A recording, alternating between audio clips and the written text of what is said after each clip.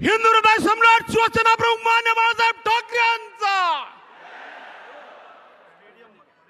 उद्धव साहेब तुम आगे बढ़ो।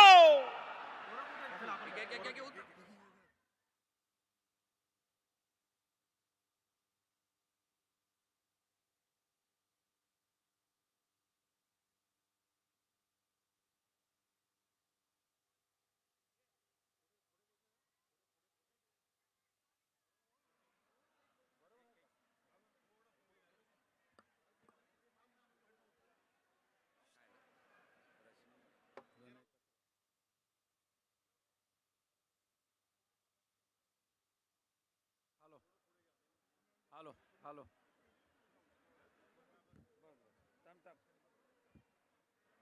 Hello hello hello hello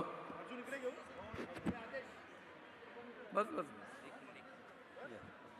Rashmi वहिनींचं स्वागत करण्यात येत आहे विभागाच्या वतीने।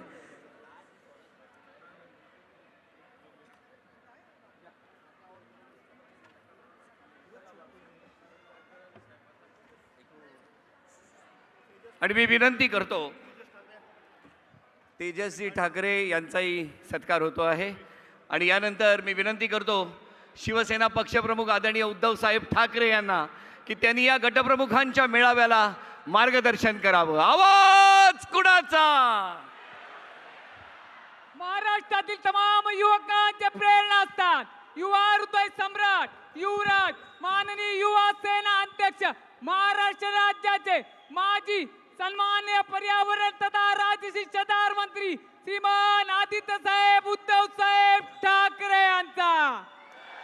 मी मुंबईकर शिवशक्ती भीमशक्ती एकजुटीचे प्रणेते महाराष्ट्रातील तमाम शेतकऱ्यांचे गोरगरिबांचे कष्टकऱ्यांचे वारकऱ्यांचे काही वारी महाराष्ट्र राज्याचे माजी मुख्यमंत्री श्रीमान उद्धव साहेब बाळासाहेब ठाकरे यांचा। अखंड हिंदुस्थानचं काही वारी प्रबोधनकार सुपुत्र देव देश धर्म मराठी मनाचे मानबिंदू हिंदू अस्मितेचे शिरोमणी हिंदुस्थान हिंदू हिंदुस्थानचा एकमेव हिंदू हृदय सम्राट हिंदू धर्म रक्षक सरसेनापती मान्यता मान्य शिवसेना प्रमुख श्रीमान बाळासाहेब ठाकरे यांचा।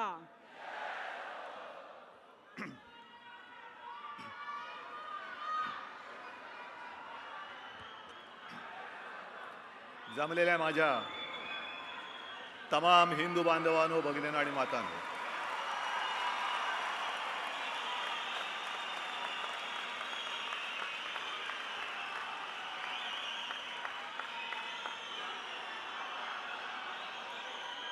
आज हे एवढं आहे, दसऱ्याला किती असेल, किती पटीत असेल। आणि दसरा आपला परंपरेप्रमाणे शिवतीर्थावरतीच होणार, शिवतीर्थावरतीच घेणार।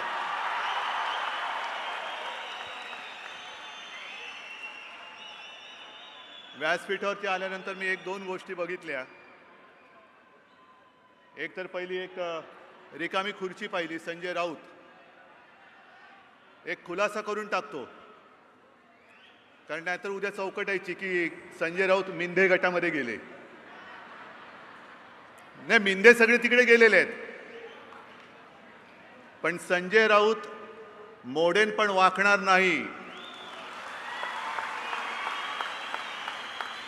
या निश्चयाने लढतोय आणि सोबत आहे, लढाईमध्ये सोबत आहे, तलवार हातात घेऊन आघाडीवरती आहे। आणि दुसऱ्या व्यासपीठावरती आल्यानंतर बघितलं, बाबा आमचे वडील आहेत ना जागेवर, कारण मुलं पळवणारी टोळी ऐकले, पण बाप पळवणारी औलाद सध्या महाराष्ट्रामध्ये फिरते।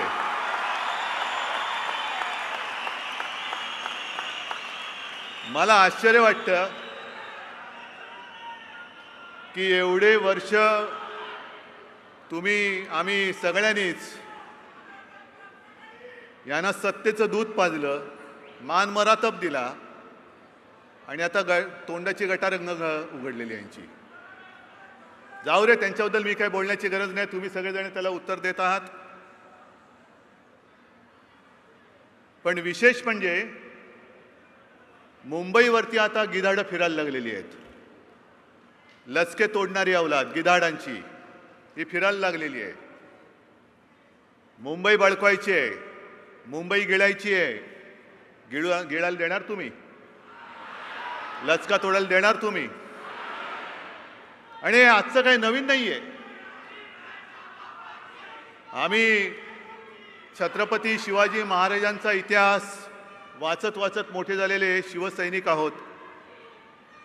आणि त्याही वेळेला स्वराज्य स्थापन करताना आणि स्वराज्य स्थापन केल्यानंतर अनेक आदिलशाह, निजामशाह, हा शाह, तो शाह हे होते की नाही मला माहिती नाही,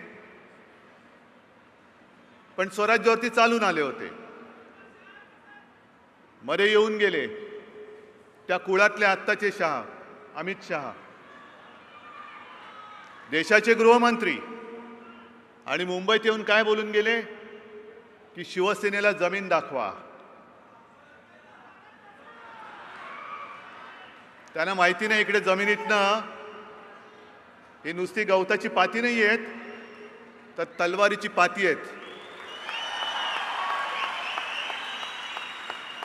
आणि तुम्ही जमीन दाखवण्याचा प्रयत्न कराच, तुम्हाला आम्ही आसमान दाखवल्याशिवाय राहणार नाही. आज सांगतोय, ठणकावून सांगतोय. आणि एक गोष्ट लक्षात घ्या की वृत्तीमध्ये फरक कसा असतो. एक तर मी गिधाड हा शब्द वापरला तो मुद्दामून वापरला, कारण आज निवडणूक आल्यानंतर तुम्हाला मुंबई दिसते. मुंबई जेव्हा संकटात असते तेव्हा ही गिधाडं कुठे असतात? आणि मुंबई ही केवळ तुमच्यासाठी विकण्याची स्क्वेअर फुटातली जमीन असेल, पण माझ्यासाठी मातृभूमी, आमच्या सगळ्यांसाठी मातृभूमी आहे. आणि 105 वीरांनी बलिदान देऊन मिळवलेली ही मुंबई आहे, ही आमची मातृभूमी आहे. तुमचं बरं आहे हो, रिअल इस्टेट म्हणून विकायला जमीन पाहिजे. ही नुसती जमीन नाही आहे, ही आमची मातृभूमी आहे. आणि येताना मी बघत होतो एअरपोर्टवरती, गेल्या मला वाटतं 1 मेला आपण केलं ना शिवछत्रपतींच्या पुतळ्याचं, शिवजयंतीच्या वेळेला 1 मे. या बाजूने बघताना आपण बघतो शिवाजी महाराज आणि त्यांच्या पाठीकडे गड किल्ल्यांची ती भिंत आहे. पण पलीकडून येताना किती जणांनी तुम्ही बघितलं असेल कल्पना नाही, पण आपण मुंबादेवीचा एक मोठा चेहरा लावलेला. मुंबादेवी, मुंबा आई, ही आमची मुंबा आई आहे. आणि जो आमच्या आईवरती वार करायला येईल त्याचा राजकारणामध्ये कोथळा बाहेर काढल्याशिवाय आम्ही राहणार नाही. ठीक आहे, दुर्दैवाने आईला गिळणारी अवलाद सुद्धा आहे. आईला गिळायला निघालेली अवलाद काय माणसं आहेत का काय जनावर आहेत?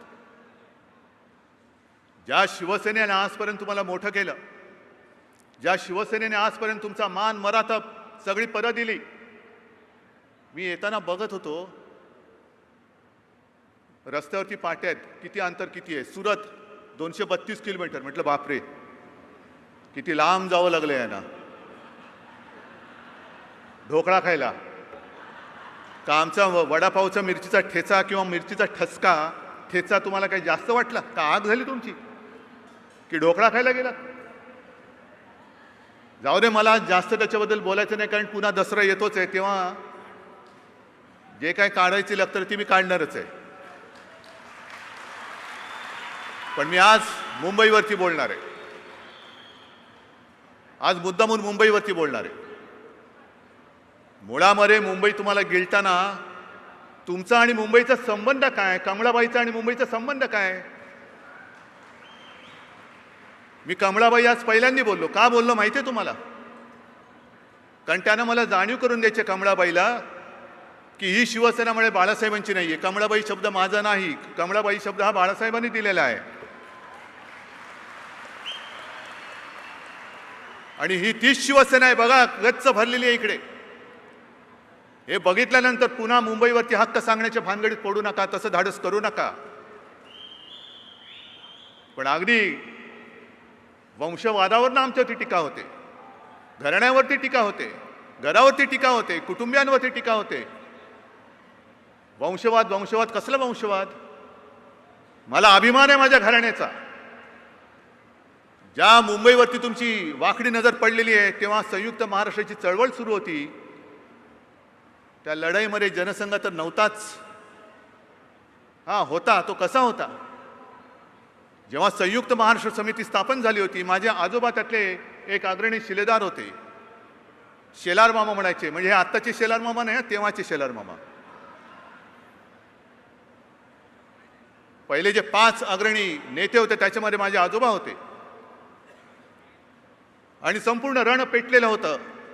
मेलो तरी 72, पण मुंबई महाराष्ट्राला मिळालीच पाहिजे, मुंबईसह संयुक्त महाराष्ट्र झालाच पाहिजे, असं रण पेटलं असताना निवडणुका आल्या आणि जनसंघ हा पहिला पक्ष होता की ज्याने ती समिती फोडली आणि जागा वाटपाचं भांडण करून समिती फोडून मराठी माणसाची एकजूट फोडून तो बाहेर पडलेला. हे त्यांची अवलाद.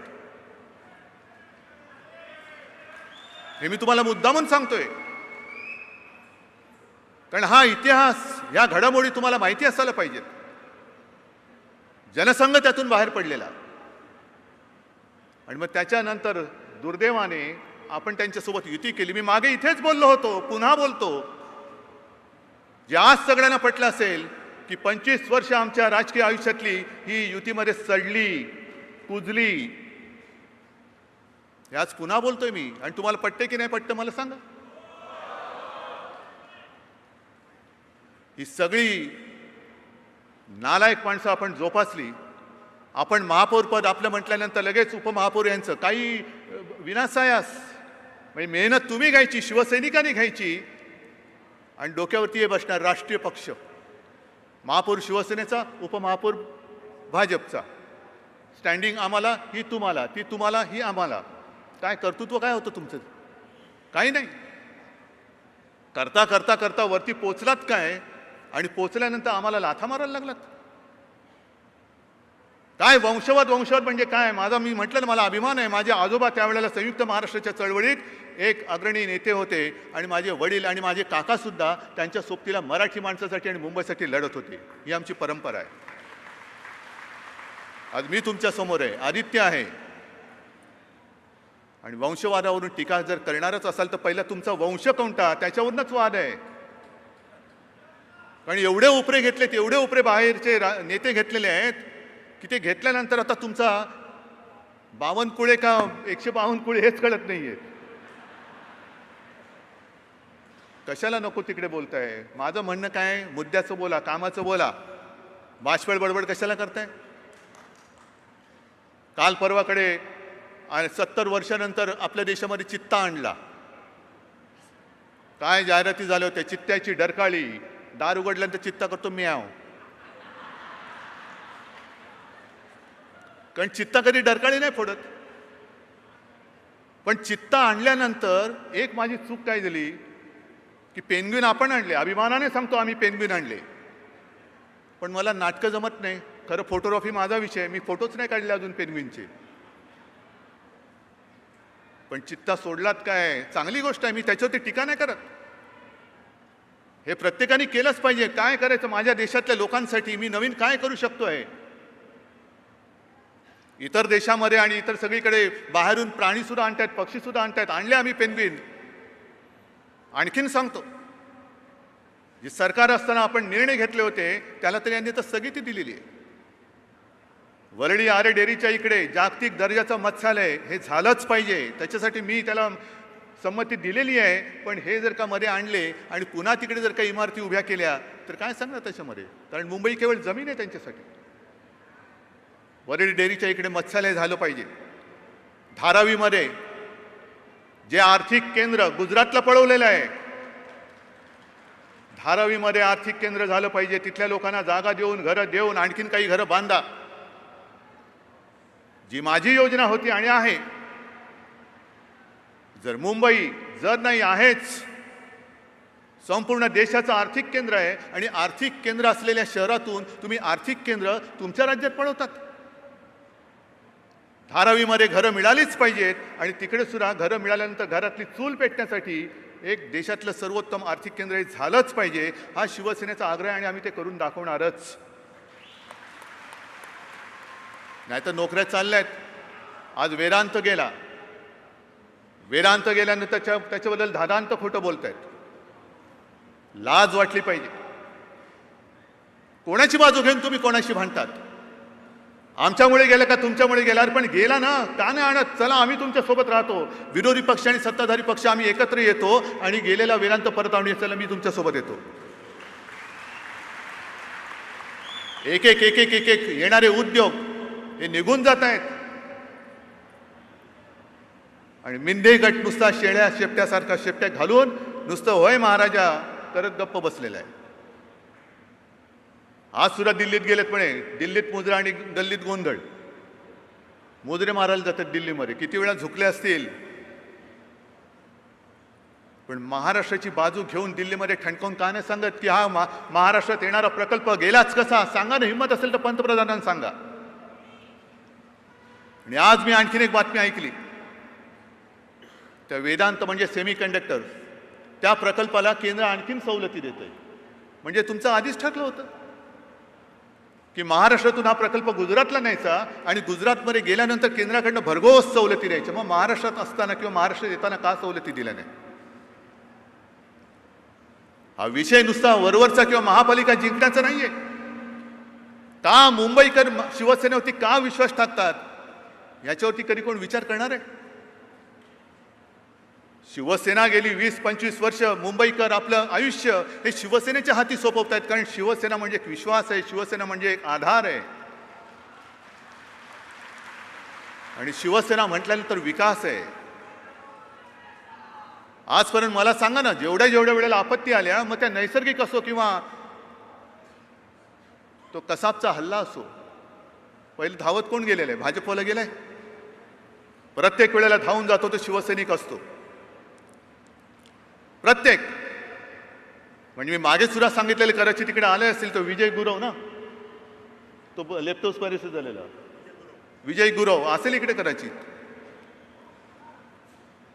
25-26 जुलैला जो पाऊस झाला होता आणि त्याच्यानंतर 2 दिवसामध्ये हे सगळे शिवसैनिक त्याही वेळेला पुरामध्ये उतरले होते. आणि त्याच्यानंतर संपूर्ण मुंबईमध्ये जे मेडिकल कॅम्प्स घेतले, त्याच्यामुळे पुढे येणारं साथीचं संकट हे टळलं हे शिवसैनिकांमुळे टळलेलं आहे. आणि मी हॉस्पिटलला भेट देत असताना एका हॉस्पिटलमध्ये मी बघितलं की एक तरुण पोरगा, त्याच्या तोंडावरती तो व्हेंटिलेटर होता, चेहरा दिसत नव्हता. आणि मला डॉक्टर बाजूला उभं राहून सांगत होते की उद्धवजी हा बस 1-2 दिवसाचा सोबती आहे म्हणे. मी त्यांना म्हटलं थांबा, इकडे बोलू नका. बाहेर गेलो. म्हटलं काय झालं? ते बोलले ह्याला लेप्टो झालेला आहे आणि केस एकदम वाईट झालेली आहे. मी गेलो त्याच्याजवळ. त्याला मी म्हटलं काय नाही, डॉक्टर म्हणतात तू 2 दिवसात बरा होशील. आणि मी घरी गेलो. मी तेव्हा अनिल परब होते, डॉक्टर होते. डॉक्टरना म्हटलं की डॉक्टर याला दुसऱ्या हॉस्पिटलमध्ये शिफ्ट करूया का, लीलावतीत न्यायचं का, हिंदुजात न्यायचं का? डॉक्टर बोलले साहेब आता हलवण्यासारखी परिस्थिती नाही आहे, आपण 1-2 दिवसांत बघूया. पण दुर्दैवाने ही केस गेलेली आहे, काय करू काय शकतो? आणि मग त्याच्यानंतर 2 दिवसांनी अनिल परब आमचा फोन आला. मला म्हणाले साहेब चमत्कार झाला. म्हटलं काय झालं? नाही म्हणे तो जो सिरियस पोरगा होता तो वाचला म्हणे. आणि त्याला आता डॉक्टरने सांगले की आता पुढच्या ट्रीटमेंटसाठी दुसऱ्या हॉस्पिटलमध्ये नेलं तर हा नक्की जगेल. आणि त्याच्यानंतर मी कामाला सुरुवात केली. एकदा शिवालयात बसलो असताना एक तरुण जोडपं आणि 2 मुली ह्या समोर आल्या माझ्या. मला म्हणाले उद्धवजी मला ओळखलं का? म्हटलं नाही दादा, मी तुला नाही ओळखलं. मग त्याने नाव सांगितलं आणि म्हणाले की मी सिरियस असताना भेटायला आला होतात. डॉक्टर बोलले होते हा गेल्यात जमा आहे, तुम्ही म्हणाला हा नक्की वाचणार. तोच मी विजय गुरव आज तुमच्या भेटीला आलेलो आहे. त्याच्यानंतर तो एक वळुंज काही वर्षांपूर्वी तिकडे मी त्याच्या घरी गेलो होतो, समुद्राच्या इकडे, वांद्राच्या म्हणजे लँडसेंड वगैरे त्याच्या पलीकडे. काय झालं? तो ऑफिसमधनं घरी येत होता का ऑफिसमध्ये चालला होता, समुद्राला उधाण आलं होतं आणि त्यांनी बघितलं की 2-3 मुली त्याच्यात बुडतायत. विचार नाही केला की हिंदू आहे का मुसलमान आहे, मराठी का अमराठी आहे. उडी टाकली. 2 जणींना वाचवलं. तिसरीला वाचवताना तिनेच त्याला जे घट्ट पकडलं, त्या लाटेमध्ये दोघंही गेले. दोघांचाही मृत्यू झाला. त्याच्या घरी गेल्यानंतर पुन्हा तीच परिस्थिती. तो तरुण होता म्हटल्यानंतर पत्नी तरुण आणि मुली लहान, कोण आधार देणार? शिवसेनेने त्या बहिणीला नोकरी दिली आणि कुटुंबाला एक आधार दिला. या नैसर्गिक आपत्तीतल्या गोष्टी आहेत आणि मुद्दामून मी इकडे एक पत्र घेऊन आलेलं आहे. हे पत्र NSG कमांडोज, त्याच्या खाली सही आहे गौतम गुहा, लेफ्टनंट कर्नल स्क्वॉड्रन कमांडर. हे पत्र दिलेले आपल्या शिवसैनिकाला विजय सुर्वे, त्यांचं नाव विजय सुर्वे आले असतील इकडे. हे कधीचं पत्र आहे? कसाबनी ज्या वेळेला हल्ला केला होता, संपूर्ण मुंबईने देश थरारला होता. काय आज चाललंय कोणाला कळत नव्हतं. ब्लॅक कॅट कमांडो झालेले, NSG कमांडो झालेले, आणि ते नरिमन भवन, बरोबर ना, ओबेरॉयच्या पलीकडचं, तिथेही धुमश्चक्री चालू असताना या आपल्या तिथल्या शाखेच्या शिवसैनिकांनी जे कमांडोज लढत होते अतिरेक्यांशी, त्यांना बाहेर राहून चहा पाणी नाश्ता जेवण जे जे काय त्यांच्यासाठी शिवसैनिक म्हणून करता येणं शक्य होतं ते केलं. आणि एवढंच नाहीये, ते मदत करत असताना हरीश गोयल नावाचा एक शिवसैनिक अतिरेक्याच्या गोळीला बळीसुद्धा पडला. 4 शिवसैनिक गोळीबारामध्ये जखमी झाले, पण मागे हटले नाही. नुसतं त्यावेळेला तिकडे ओबेरायच्या समोर येऊन भाईवर बहिणो करून गेलेले नव्हते शिवसैनिक. अतिरेक्यांबरोबर ते आपल्या या NSGच्या सैनिकांसोबत लढत होते. हे ह्याला म्हणतात सैनिक. आहोत आम्ही, नागरिक आहोत, पण जेव्हा माझा सैनिक अतिरेक्याशी लढत असतो तेव्हा जीवाची बाजी लावून तो लढताना जर जीवाची बाजी मी नाही लावली तर नुसतं भारत माता की जय बोलण्याचा अधिकार मला नाहीये. अनेक जण कोविडमध्ये मृत्युमुखी पडले. हेच ते ठिकाण आहे, इकडे कोविड केअर सेंटर आपण उभं केलं होतं. हेच ठिकाण आहे, अनेकांचे प्राण आपण इकडे वाचवले होते. मला सांगा, एकतरी भाजपवाला अशा कोणत्या तरी आपत्तीमध्ये जावा असं माझं मत नाही, पण पुढे तरी जातो का? मुंबई तुम्हाला कळली तरी आहे का? काय जिंकायचं म्हणजे नेमकं काय जिंकायचंय? जिंकायचं म्हणजे नुसती महापालिका नाही, जिंकण्यासाठी पहिलं मुंबईकरांची मनं जिंकायची शिवसेनेने जिंकलेली आहेत. का शिवसैनिक आणि मुंबईकर ह्यांचं नातं घट्ट का आहे? मग ते रक्तदान असेल, शाळेतली ॲडमिशन असेल, हॉस्पिटलची ॲडमिशन असेल, नोकरीचा विषय असेल, आमच्या शाखा ह्या उघड्या असतात आणि त्या शाखेमध्ये दिवस रात्र मेहनत करणारे माझे जीवाला जीव देणारे सैनिक इकडे बसलेले आहेत. या माता भगिनी बसल्यात आणि हे सैनिक आहेत. हे माझे गटप्रमुख आहेत. हे माझं वैभव आहे. माझं आव्हान आहे, कोणीही या देशामध्ये मुख्यमंत्रीपद सोडल्यानंतर सुद्धा एवढी शिवसैनिक म्हणून त्याची गर्दी, कार्यकर्त्यांची गर्दी करून दाखवली. आज माझ्या हातामध्ये काय आहे? अधिकार म्हणून काहीच नाहीये, पण दुसरं माझ्या हातामध्ये काय आहे? तर तुमच्या सगळ्यांच्या आशीर्वादाने मिळालेली एक शक्ती आहे. ती शक्ती घेऊन मी पुढे चाललेलो आहे, लढायला चाललेलो आहे. यांना काय वाटतं म्हणे यांना बदल करायचा. आता बदल कसला बदल? बदल करायचा आहे. आमचं ठरलंय. काय ठरलंय? मुंबई पिळायची, मुंबई विकायची, मुंबई गुलाम करायची आणि दिल्लीश्वरांच्या चरणी वाहून टाकायची. ही छत्रपती शिवाजी महाराजांच्या राज्याची राजधानी आहे. झोपणार नाही, वाकणार नाही आणि आव्हानाला तोडून ठेवल्याशिवाय राहणार नाही. आज जी आम्ही कामं केलेली आहेत, किशोरीताईंनी आढावा घेतला असेल, ही सगळी इकडे बॅकग्राऊंड ठेवलेली आहे. जे बोलतो ते करतो आणि ते केले की नाही हे तुम्हाला घरोघरी जाऊन सांगायचंय. जी गेली महापालिका लढवत असताना आपण वचननामा दिला होता 500 फुटापर्यंतचा मालमत्ता कर रद्द केला की नाही केला? आधी महापालिकेत असताना आपण केलं, पण मुख्यमंत्री मी असताना त्याच्यामधले बाकी सगळे कर हे माफ करून टाकले होते. 500 फुटापर्यंत मालमत्ता कर रद्द आहे. दिल्लीमध्ये चांगल्या शाळा होत आहेत, संपूर्ण देशभर झाल्या पाहिजेत, पण विशेषतः मुंबई महापालिकेच्या शाळा या आधी कशा होत्या? आधी तुच्छतेने पाहिलं जायचं. मुंबई महापालिकेच्या शाळेत शिकलाय म्हणजे याच्यात काय अर्थ नाही, या शिकल्याच नाहीये जवळपास. पण आज अभिमानाने सांगेन की त्याच मुंबई महापालिकेच्या शाळांच्या बाहेर आपल्या पाल्याला ॲडमिशन मिळावी म्हणून रांग असते, हे शिवसेनेचं काम आहे.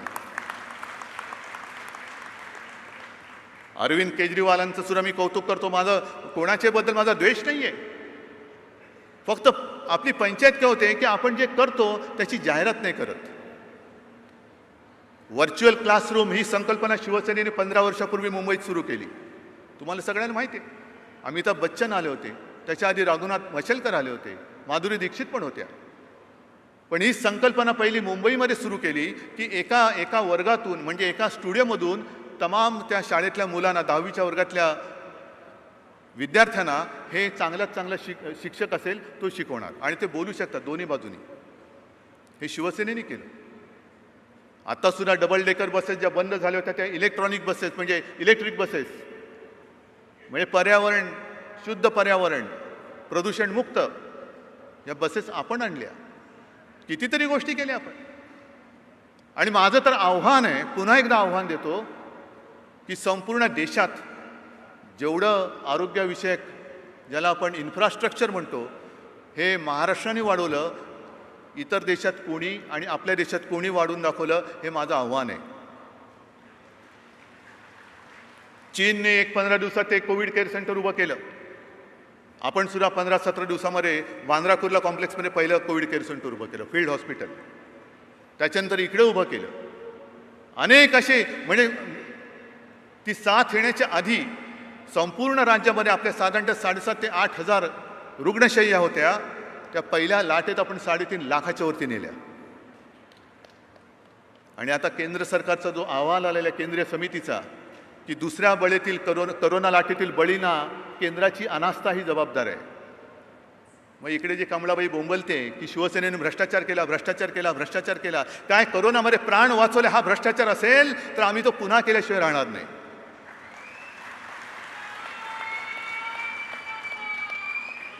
आणि आता जे काही जाहिराती लागलेल्या आहेत पूर्ण, गणपती गेले, नवरात्रीचे दिवस आले, पितृपक्ष. मी मागे बोललेलो आहे, पितृपक्ष म्हणजे माझा पक्ष, कारण माझ्या पित्याने स्थापन केलेला पक्ष आहे. तरी होर्डिंग आहेत. आपले सरकार आले, हिंदू सणांवरचे विघ्न टळले. हा काय प्रकार आहे? तुम्ही शपथ घेताना घटनेवरती हात ठेवून घेताना शपथ. आणि तुमचं सरकार येण्याच्या आधी पंढरीची वारी ही कोणत्या सरकारने परवानगी दिली होती? पंढरीच्या वारीला कोणी परवानगी दिली होती? तोपर्यंत जवळपास सगळं आपण उघडं करून टाकलं होतं. पण जेव्हा तुम्ही ठणाणा करत होता की सर्व मंदिरं उघडा, मशिदी उघडा, ते तुमचे कोश्यारी मला पत्र लिहिलं होतं की तुम्हाला असे काही ईश्वरी संकेत मिळतात का, सगळे प्रार्थनास्थळ उघडून टाका. पण त्यावेळेला आपण प्रार्थनास्थळं नव्हती उघडली, हॉस्पिटल्स उघडत होतो. एक एक एक एक करत आरोग्य सुविधा वाढवत होतो ज्याची गरज होती. आणि मी स्वतः तेव्हा बोललो होतो, आज सुद्धा माझं तेच मत आहे की सगळ्या धर्माची प्रार्थनास्थळ बंद असताना देव गेला कुठे? तर देव आपल्यामध्ये डॉक्टरांच्या रूपाने होता. तेव्हा आपली सेवा करत आपले प्राण वाचत होता, त्याची मदत आम्ही करत होतो. मग मी मुंबईकरांना विचारतो, तुम्ही मुंबईकरांचे प्रतिनिधी आहात, जा विचारा घरोघरी जाऊ. हे जेव्हा मंदिरं उघडा म्हणून बोंबलत होते तेव्हा मी आरोग्य केंद्र उघडत होतो, लसीकरण केंद्र वाढवत होतो, टेस्ट सेंटर्स वाढवत होतो. हे मी केलं, लोकांचे प्राण वाचवण्यासाठी केलं. हे मी पाप केलं असेल तर तुम्ही म्हणाल ती शिक्षा भोगायला मी तयार आहे. होय, मी केलं.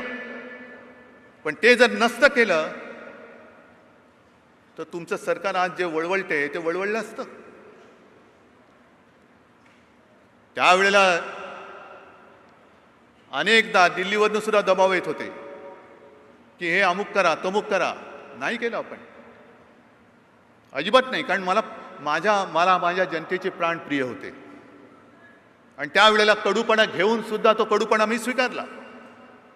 पण जे तुमच्या हिताचं होतं तेच मी तेव्हा निर्णय घेतले. आणि त्याप्रमाणेच उत्तर प्रदेशमध्ये जे घडलं, इतर ठिकाणी जे घडलं ते वाईट घडलं इतर ठिकाणी. असं घडायला नाही पाहिजे होतं. पण तसं महाराष्ट्रामध्ये आपण घडू दिलं नाही. मी नक्कीच त्याच्याबद्दल तुम्हाला सगळ्यांना आणि प्रशासनाला धन्यवाद देईन. सुप्रीम कोर्टाने आपलं कौतुक केलेलं आहे. न्यूयॉर्क टाइम्समध्ये छापून आलेलं आहे. मुंबई मॉडेल, मुंबई मॉडेल, मुंबई सांभाळणं हे फार कठीण होतं. धारावीसारखी वस्ती तिकडे कोविड घुसल्यानंतर काय घडू शकतं याची कल्पनासुद्धा करता येत नाही. अशा परिस्थितीत आपण मुंबई सांभाळलेली आहे. त्याचं कौतुक या कमळाबाईला नाही, पण परदेशातल्या लोकांना आहे. परदेशातल्या लोकांना आहे. पण यांचं काय झालेलं आहे सध्या? यांचं काय झालेलं आहे की दुसऱ्यांनी कोणी चांगलं काम केलं का भ्रष्टाचार म्हणून बोंबा मारायच्या. म्हणजे मी मागे बोललो होतं ते खरंच आहे की सकाळी उठल्यानंतर दात घासायला गेले आणि स्वतःचं तोंड बघितलं तरी बोलतील भ्रष्टाचार झाला, भ्रष्टाचार झाला. मग कशामध्ये ते माहिती नाही, पण बोलायचं. मग आरशात भ्रष्टाचारमध्ये काय, ह्यांच्यामध्ये भ्रष्टाचार ते नाही माहिती, पण भ्रष्टाचार झाला बोंबलून टाकायचं, लोकांना बदनाम करून टाकायचं. भ्रष्टाचार आम्ही संपवणार. तोंड बघून आधी पहिला आरशामध्ये ज्यांच्यावरती तुम्ही भ्रष्टाचाराचे आरोप केले होते त्यांना तुम्ही पक्षामध्ये घेऊन त्यांना आता क्लीन चिट करत सुटलेला. ही अशी सगळी बरबटलेली लोक, तुम्ही आरोप केलेले बरबटलेली लोक बरोबर घेऊन तुम्ही भ्रष्टाचाराशी लढाई करणार. आजूबाजूला जे तुमच्या बसलेत त्यांना तुम्हीच तर भ्रष्टाचार म्हणून बदनाम करून टाकलेलं आहे. लगेच कोणाला तरी क्लीन चिट देऊन टाकायची. मला पंतप्रधानांचं सुद्धा आश्चर्य वाटतं. स्वतःच्याच पक्षाच्या माणसांनी ज्या महिला खासदारावरती आरोप केले, भ्रष्टाचारी म्हणून आरोप केले, तुम्हाला या 1.25 कोटी अब्ज काय असेल ती लोकसंख्या, त्याच्यामध्ये हीच बहीण मिळाली राखी बांधायला. हीच बहीण मिळाली. भ्रष्टाचारावरती आरोप केल्यानंतर एक तर तुम्ही तिला निदान खरं खोटं काहीतरी बघून घ्या. जे मी विधानसभेत बोललो होतो तेच पुन्हा बोलतोय. भाजपनी काय माणसं धुवायची लॉन्ड्री काढलेली आहे काय? मनी लॉन्ड्रिंग हा एक विषय असतो, तुमच्याकडे काय ह्युमन लॉन्ड्री? आरोप करायचे, आला की धुवून स्वच्छ झालं, गोरा पान झालं एकदम. काय असं क्रीम वगैरे आहे की काय तुमच्याकडे, ब्युटी क्रीम? पण हे आता तुमचे सगळे धंदे आहेत, हे चाळे आहेत, हे लोकांसोबत दिसत आहेत. आता उद्या परवाकडे सुप्रीम सर्वोच्च न्यायालयामध्ये याचा निकाल अपेक्षित आहे. हा निकाल केवळ तुमच्या माझ्या शिवसेनेच्या आयुष्याचा नाहीये, भवितव्याचा नाहीये, तर या देशामध्ये लोकशाही जिवंत राहणार आहे की नाही हे ठरवणारा हा निकाल असणार आहे. आणि मला खात्री आहे, मला आत्मविश्वास आहे, कारण आपल्या न्यायदेवतेच्या डोळ्यावरती पट्टी असते असं म्हणतात. का तर न्यायाचा तराजू हा सगळ्यांसाठी सारखा आहे, न्यायासमोर कोणी मोठं नाहीये. आणि रामशास्त्री प्रभूणे यांची परंपरा महाराष्ट्राला आहे. समोर राघोबा दादा वगैरे असले तरी सुद्धा न्याय द्यायला कचरणारे असे न्यायमूर्ती तेव्हा नव्हते, तसेच न्यायमूर्ती आता सुद्धा आहेत, हा मला विश्वास आहे. जे लोकशाहीचे 4 स्तंभ आहेत त्यातला एक महत्त्वाचा स्तंभ हा न्यायदेवता आहे. आणि कायद्यासमोर सगळे सारखे आहेत. आम्हाला कळू द्या नेमकं आमचं बरोबर आहे, नाहीतर लोकशाही म्हणायची तरी कशाला? मग मतं कशाला मागताय? निवडणुका कशाला घ्यायचाय? वाटा खोके आणि करा सरकार, लिलाव करा की आम्ही एवढे खोके देऊ, आम्ही एवढे खोके देऊ, आणि बनवा ना सरकार. कशाला लोकांना त्रास देत आहे? उन्हातानामध्ये माता भगिनींना रांगेत उभं करून मतदान करायला लावतायत. मतदान झाल्यानंतर तुमची जी काही मस्ती चालते पैशाची, पहिलं भ्रष्टाचाराविरुद्ध लढताना तोंड आहे का तुम्हाला? कारण या सरकारची जी काही ख्याती झालेली आहे खोके सरकार, ही खोके सरकार, त्या खोक्यातनं पहिलं बाहेर या आणि मग भ्रष्टाचाराशी लढा. मग भ्रष्टाचाराशी लढा. पण काही कामाचं बोलायचं नाही, मुद्द्याचं बोलायचं नाही. आज सुद्धा मी बातम्या थोड्याशा घेऊन आलो. हे ठाणे पालघर जिल्ह्यातील वेठबिगारीचा फास जिल्ह्यालाही 500 रुपयाला, 500 ते 1000 रुपयांना वेठबिगार म्हणून खरेदी करण्यात आल्याचे उघड झाले. मुली विकल्या जात आहेत, मुलं विकले जात आहेत.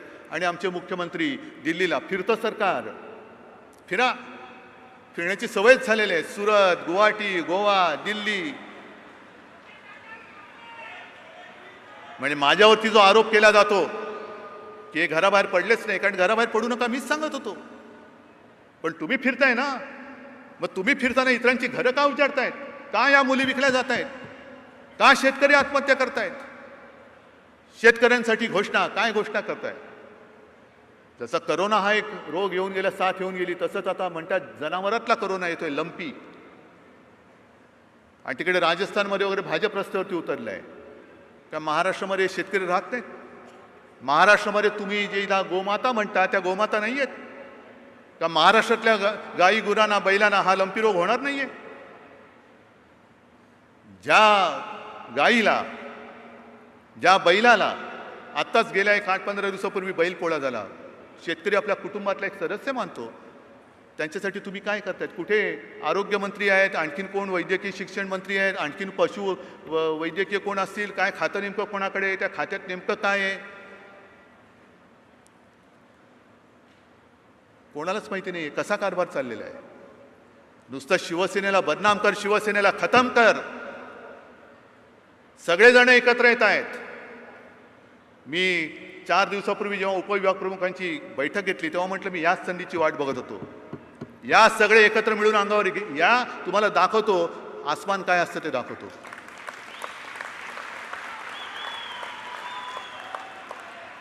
या एकत्र या.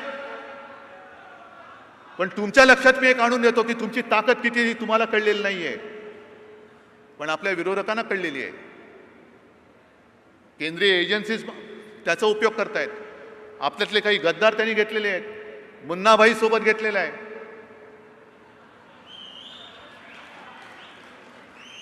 सगळे एकत्र घेत आहेत का? तर उद्धव ठाकरेला संपवा, ठाकरे घराणा संपवा, ठाकरे कुटुंब संपवा. हे ठाकरे कुटुंब आहे, संपवा. हे माझं ठाकरे कुटुंब आहे. यांच्या प्रत्येकामध्ये, प्रत्येकाच्या हृदयामध्ये शिवसेना प्रमुख हिंद हृदय सम्राट बाळासाहेब ठाकरे आहेत. तुमची मनं मेलेली असतील, पण माझ्या शिवसैनिकांची मनं मेलेली नाही आहेत, मनगट थिजलेली नाही आहेत, रक्त थिजलेलं नाही आहे. शिवसेना म्हणजे असं काही रस्त्यावर पडलेला काही झुरळ किंवा ढेकून नाहीये, कोणी आला आणि चिरडून गेला. शिवसेनेच्या वाटेला यायचा प्रयत्न करू नका. केला आहे, पण मी सगळ्यांना शांत राहायचं आवाहन एवढ्यासाठी केलेलं आहे, पण जर का संघर्ष झाला, रक्तपात झाला, तर त्या गद्दारांमध्ये आणि आपल्यामध्ये होईल. गद्दार आहेत ते, आणि गद्दाराच्या अंगामध्ये रक्त हे गद्दारीचंच असतं. पण रक्तपात हा शिवसैनिकांमध्ये होईल, कमळाबाईचे कपडे साफ राहतील. मला तो त्यांचा डाव साधायचा नाहीये.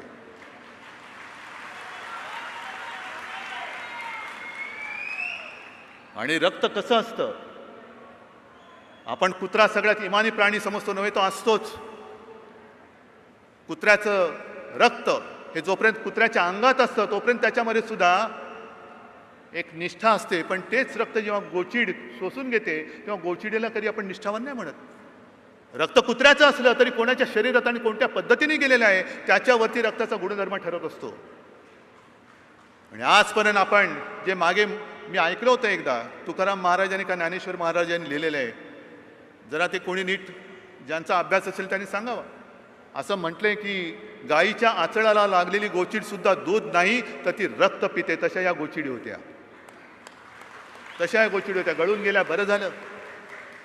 आणखीन रक्त शोषून शोषून शोषून किती फुगल्या असत्या, फुटल्या असत्या, तरी यांची हाव सुटली नसती. आणि एका गोष्टीचं मला समाधान नक्कीच आहे की ढीकभर गद्दार सोबत असण्यापेक्षा मुठभर मर्द आणि निष्ठावान माझ्यासोबत असतील तर मला कशाची पर्वा नाही आहे.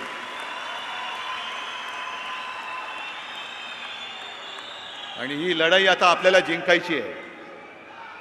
जे देवेंद्र फडणवीस बोलले की त्यांच्या आयुष्यातली शेवटची निवडणूक, होय तुमच्या आयुष्यातली शेवटचीच निवडणूक आहे. मग तुम्ही विचार आपलं काय? मी म्हणेन आपल्या आयुष्यातली पहिली निवडणूक आहे असं समजून लढा. कारण मला आठवत आहे आशा भोसले आशाताईंचा एक इंटरव्ह्यू, एक मुलाखत मी पाहिलेली. आणि त्या मुलाखतीमध्ये आशाताईनं विचारलं होतं की त्यांचं एक गाणं खूप लोकप्रिय झालेलं आहे. काही नवीन नाही. आशाताईंचं, लताबाईंचं गाणं लोकप्रिय होणे काही नवीन गोष्ट नाही सांगत तुम्हाला. पण त्यांना प्रश्न विचारण्यात आला की आशाताई इतक्या वर्षानंतर सुद्धा तुमची गाणी लोकप्रिय होत आहेत, ह्याचं रहस्य काय? आणि आशाताईंनी काय उत्तर दिलं हे फार महत्त्वाचं आहे. हे लक्षात घ्या आणि त्याप्रमाणे कामाला लागा. आशाताईंनी सांगितलं की मी आजपर्यंत किती गाणी गायली माझ्या लक्षात नाही, पण आज सुद्धा याही वयामध्ये जे गाणं माझ्यासमोर येतं ते माझ्या आयुष्यातलं पहिलं गाणं आहे, म्हणून मी मेहनत करते, म्हणून ते लोकांना आवडतं. तशीच ही आपल्या आयुष्यातली पहिली निवडणूक आहे. असं समजा आज आमच्याकडे काही नाही आहे. महापालिका तर आता बरखास्त झालेली आहे, नगरसेवक नाही आहेत. जे गेलेले आमदार ते आपले गेल्या निवडणुकीतच पडलेले आहेत, गेलेले खासदार गेल्या निवडणुकीतच पडले आहेत. तिकडे आपल्याला भगवा लावायचा आहे, नव्याने भगवा लावायचा आहे. लागा कामाला. डबकं साचलं होतं ते मोकळं झालेलं आहे आणि खळाळटा झरा पुन्हा कामाला लागलेला आहे. तो झरा मला तुमच्यामध्ये बघायचा आहे. प्रत्येक शाखा शिवसेनेची शाखा, जे मी म्हटलं शिवसेना म्हणजे विश्वास, हिम्मत, विकास. मला प्रत्येक शाखा ही उघडी असलीच पाहिजे आणि त्या शाखेमध्ये आपले गटप्रमुख हे असलेच पाहिजे. आणि गटप्रमुखांनी शिवसेनेची कामं, ही जी कामं आपण पाठी दाखवतो ही नुसती एक झलक आहे. अनेक कामं आपण केलेली आहे, त्याची सुद्धा एक पुस्तिका मी तुम्हाला सगळ्यांना देणार आहे. कारण 2012 साली आपण नुसतं 2 शब्दावरती जिंकलो होतो, करून दाखवलं. करून दाखवलं. लोक चाट पडले, अरे हो हे झालेलं आहे, हे झालेलं आहे, हे केलेलं आहे. 2017 साली सुद्धा आपण तेच केलं की हे तुम्हाला माहिती आहे का. आणि आता सुद्धा माझं तेच म्हणणं आहे, जे बोलतो ते आम्ही करतो आणि ते करून दाखवलेलं आहे. हे करून दाखवलेलं आहे लोकांना सांगायचं आहे आणि काय करून दाखवणार आहोत हे लोकांना सांगायचं आहे. आता पुढच्या आठवड्यात कदाचित पंतप्रधान येत आहेत म्हणे मुंबईमध्ये. म्हणजे यावेळेला लढाई कशी होणार आहे तुम्ही विचार घ्या. मुंबई महापालिका जिंकण्यासाठी स्वतः पंतप्रधान उतरत आहेत. केंद्रीय यंत्रणा कामाला लागलेल्या आहेत. गृहमंत्री तर आहेतच, आपले गद्दार आहेतच, मुन्नाबाई आहेत, आणखीन कोणी आहेत, सगळे एकत्र येऊन शिवसेनेवरती तुटून पडणार आहेत. मर्द असतो तो याच लढाईची वाट बघत असतो आणि आम्ही त्याच लढाईची वाट बघतो.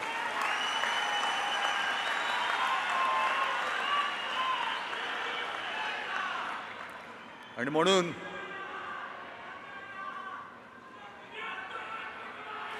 तुम्हाला मी विचारतोय, जे वातावरण आहे हे वातावरण बघून तुम्ही घाबरलेला आहात का. नुसतं तुम आगे बढ़ो हम तुम्हारे साथ नाही, तर काही काळ तरी संघर्षाच्या वाटेवर चालण्याची तुमच्यात तयारी आणि हिंमत आहे का. आपल्याला जमीन दाखवण्याला आसमान दाखवण्याची ताकद ही तुमच्यामध्ये आहे का. जरा दोन्ही हात वर करून सांगा आणि दृश्य दाखवा. या हाताशी लढाई करायची त्यांना. आणि म्हणून मी आज त्यांना आव्हान देतो, अमित शहाना आव्हान देतोय,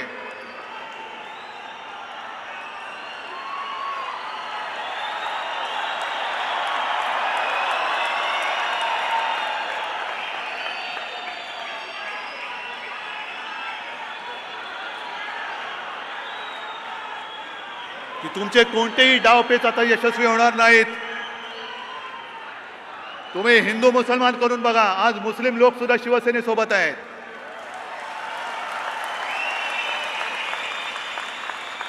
तुम्ही हिंदूंमध्ये मराठी अमराठी असा भेदभाव करून बघा, आज अमराठी माणसं सुद्धा आमच्या सोबत आहेत. गुजराती आहेत, उत्तर प्रदेशचे आहेत, सगळे आहेत. कारण कोरोनाच्या काळामध्ये मुख्यमंत्री म्हणून मी कोणताही भेदभाव न करता या सगळ्यांचे प्राण वाचवलेले आहेत. 92-93 साली सुद्धा देशद्रोहांनी थैमान घातलं होतं. त्याही वेळेला कित्येक माझ्या शिवसैनिकांनी दर्ग्याचं सुद्धा रक्षण केलेलं आहे. कारण हीच तर आमच्या शिवाजी महाराजांची शिकवण आहे, हीच तर माझ्या आजोबांची आणि माझ्या वडिलांची शिकवण आहे. केवळ मतं मिळावीत म्हणून नाही, पण कधीही शिवसेना प्रमुखांनी सगळे मुसलमान गद्दार आहेत, देशद्रोही आहेत असं म्हटलेलं नाही. आज शिवसेना म्हणजे काय, शिवसेनेचं हिंदुत्व म्हणजे काय हे त्यांना सुद्धा कळतंय. म्हणून ते सुद्धा आमच्या सोबत आहेत. अमराठी आमच्या सोबत आहेत, गुजराती आमच्या सोबत आहेत, उत्तर भारतीय मराठी तर आहेच आहे. पण तुमची ती जी काय शहानीती आहे ह्याच्यावरती मी दसऱ्यामध्ये सुद्धा बोलणार आहे की तोडा फोडा आणि राज्य करा, यशस्वी होणार नाही. मराठी माणसांमध्ये फूट पडणं शक्य नाही, हिंदूंमध्ये फूट पडणं शक्य नाही, हिंदू मुसलमान भेदभाव होणं शक्य नाही.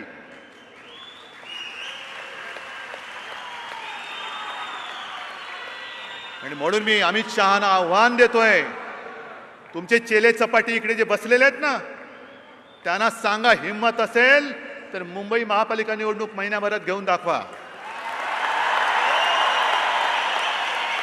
आणि त्याहून पुढे हिम्मत असेल तर त्याच वेळेला महाराष्ट्राची विधानसभेची पण निवडणूक लावून दाखवा.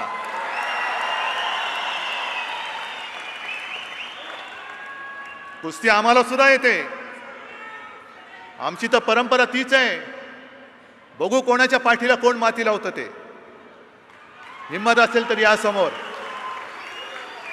पण आजपासून तुम्ही सुद्धा जागते राहा. ज्या मध्ये मध्ये बातम्या येत आहेत की शिवसेनेचे काही नगरसेवक जाणार, जा आत्ता निघून जा, दार उघडा आणि निघून जा. हेच मी आमदारांच्या सोबत केलं होतं. ज्या वेळेला हे गद्दार सुरतेकडे पळत होते तेव्हा 30-40 आमदार माझ्यासोबत सुद्धा वर्षावरती बसले होते. मी सुद्धा त्यांना डांबून ठेवू शकत असतो. पण विकली गेलेली माणसं ही माझी म्हणून किती काळ मी ठेवू शकतो? ज्यांनी इमान विकलेलं आहे ती बेईमान माणसं इमानदारीचा बुरखा घालून किती काळ माझ्यासोबत राहतील? मी त्यांना सांगितलं दारं उघडी आहेत, कारण सांगू नका, जा निघून जा, गेट आउट.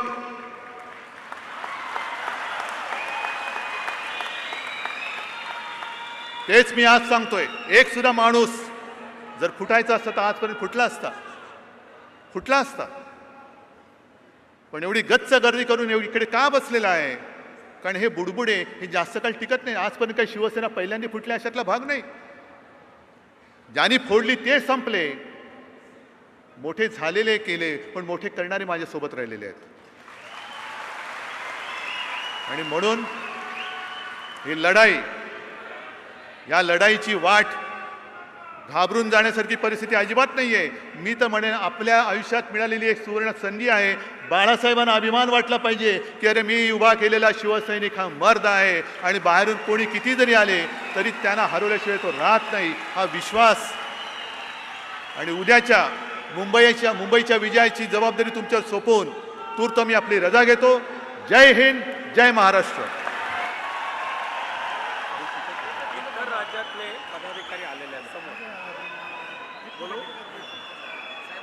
या ठिकाणी महाराष्ट्राच्या व्यतिरिक्त इतर राज्यातील शिवसेनेचे पदाधिकारी आलेले आहेत.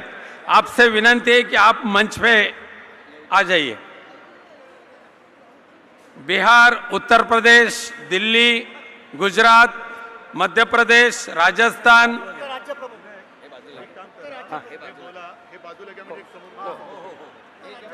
आंध्र प्रदेश, तमिलनाडु, इस राज्य के राज्य प्रमुखों को विनंती है कि आप मंच पे आइए.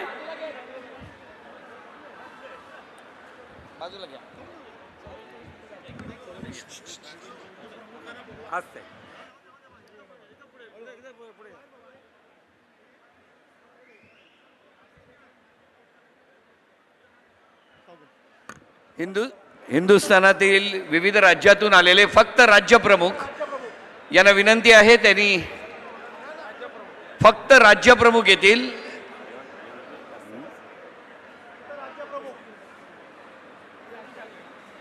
आता विनंती आहे फक्त राज्य प्रमुखांना, हिंदुस्थानातील विविध राज्यातून आलेले राज्य प्रमुख उद्धवजींच्या नेतृत्वावरती निष्ठा ठेवून आज साहेबांना भेटण्यासाठी देशभरातून इथे आलेले आहेत.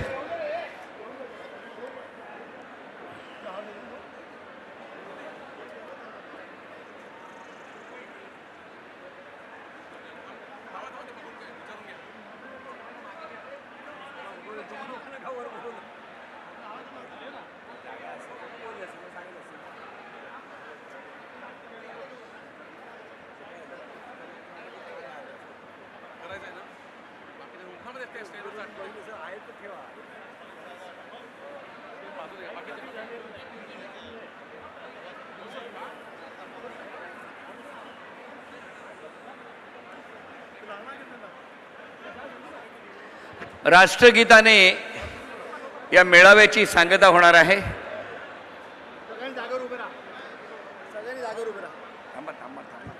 सगळ्यांनी जागेवर उभं राहायचंय.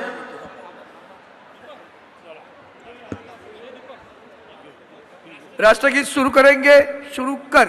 जनगण मन अधिनायक जय हे भारत भाग्य विधाता. पंजाब सिंध गुजरात मराठा द्राविड उत्कल वंग. विंध्य हिमाचल यमुना गंगा उच्चल जलधि तरंग. तव शुभ नामे जागे तव शुभ आशीष मागे गाये तव जय गाथा जनगण मंगलदायक जय हे भारत भाग्य विधाता जय हे जय हे जय हे जय जय जय जय हे भारत माता की वंदे. सर्वप्रथम महिलांना जाण्यासाठी त्या ठिकाणी शिवसैनिकांनी दोन्ही गेटवरती जागा करून द्यायची आहे. नंतर पुरुषांनी बाहेर जायचं आहे. आणि ज्यांच्याकडे पार्किंग व्यवस्था आहे त्या सगळ्या शिवसैनिकांनी पोलिसांसहित बाहेर जाणाऱ्या आपल्या सगळ्या गटप्रमुख महिला पुरुष बांधवांना भगिनींना मदत करायची आहे. सर्वप्रथम महिला या सभागृहाच्या बाहेर जातील शांततेने, नंतर पुरुषांनी बाहेर जायचं आहे. आणि पार्किंग व्यवस्था ज्या ठिकाणी आहे त्या ठिकाणी फोन करून आपले स्वयंसेवक शिवसेनेचे आणि पोलीस जे आपल्याला मदत करतायत त्या